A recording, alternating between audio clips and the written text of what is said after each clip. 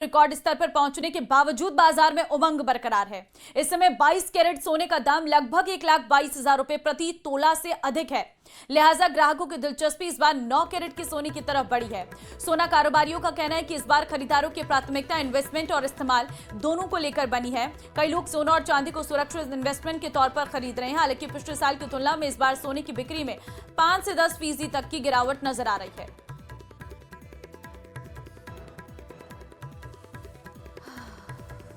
में जो लोग हैं ख़ास तौर पर ज्वेलरी के ख़रीदार, उनसे बाज़ार गुलजार है। भले ही सोना 1,22,000 के पार हो, लेकिन राजधानी जयपुर ख़ास तौर पर अपनी ज्वेलरी के लिए जाना जाता है। और आप देख सकते हैं कि इस वक्त बाज़ारों के अंदर, ख़ास तौर पर ज्वेलरी के संस्थानों के अंदर किस तरह की रौनक देखने को मिल रही है। लोग बाग सोना, चांदी, डायमंड और अलग अलग तरह के रत्न इस दौरान ख़रीद रहे हैं। और आप देख सकते हैं कि जिस तरह का माहौल है, और एक तरह से कह सकते हैं कि सोना अपने उरूज पर है। इन तमाम चीज़ों के बावजूद राजधानी जयपुर समेत राजस्थान में अच्छा मार्केट देखने को मिल रहा है। हमारे साथ में डॉक्टर संजय जोशी मौजूद हैं, उनसे बातचीत करते हैं। आप विशेषज्ञ भी हैं और ख़ास तौर पर इसी विषय में PhD कर चुके हैं, जिस पर हम बात करेंगे ज्वेलरी को लेकर के। संजय जी, स्वागत है आपका।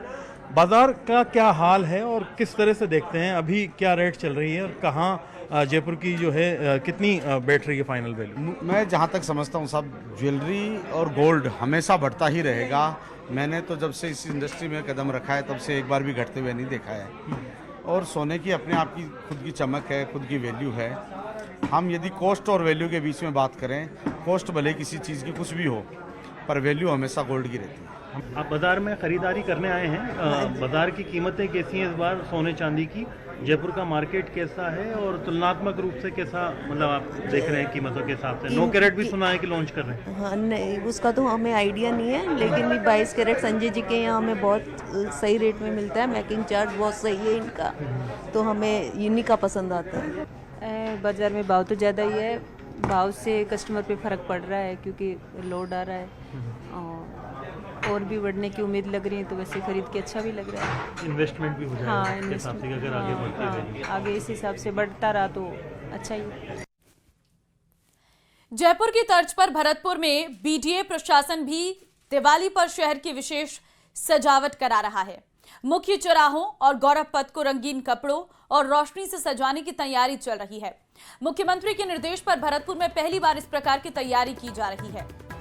तो आप देखिए, बाजार सजने शुरू हो चुके हैं। राजकीय कार्यालय गौरव पथ को सजाया जा रहा है। रंग बिरंगी रोशनी और रंग बिरंगे कपड़ों से पूरा शहर इस वक्त दिवाली के रंग में रंगा नजर आ रहा है। सभी शहरवासियों को दिवाली की हार्दिक शुभकामनाएं देना चाहूँगा। दिवाली हमारा साल का सबसे प्रमुख त्योहारों के अंदर आता है और इस बार मंशा जो रही है, माननीय मुख्यमंत्री जी के भी जो निर्देश थे कि बहुत अच्छे तरीके से शहर को सजाना है, खूबसूरती दिखनी चाहिए।